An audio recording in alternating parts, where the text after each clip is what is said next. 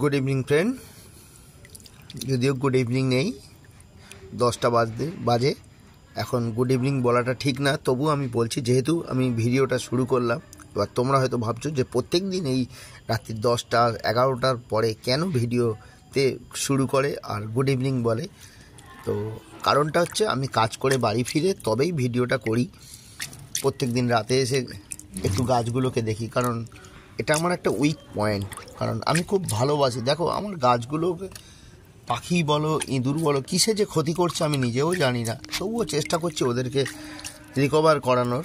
দেখো গাছগুলো কি সুন্দর হয়ে লাগিয়েছিলাম, প্রত্যেকটা গাছকে খুব ক্ষতি করে দিয়েছি ইঁদুর বা একটা ঘুঘু পাখি আছে তারা। তবুও চেষ্টা করছি। কালকে পরশু দিনকে আমি কম্পোস্ট তৈরি হওয়ার যে পচা জলটা, সেইটা 3 লিটার জলের সঙ্গে মিশিয়ে গাছগুলোতে দিয়েছিলাম। তো তারপরে আর জল দিইনি।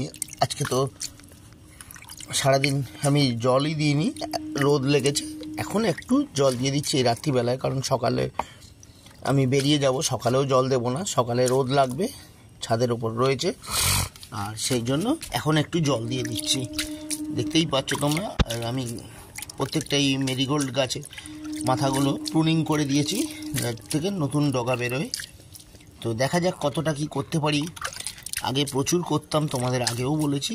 এখন এই বছর আবার একটা গাছ দুটো গাছ থেকে শুরু করলাম, করে এতগুলো গাছ করেছি। তো কতটা কি করতে পারি দেখা যাক। জানি না কি করতে পারবো বা কতটা কি হবে।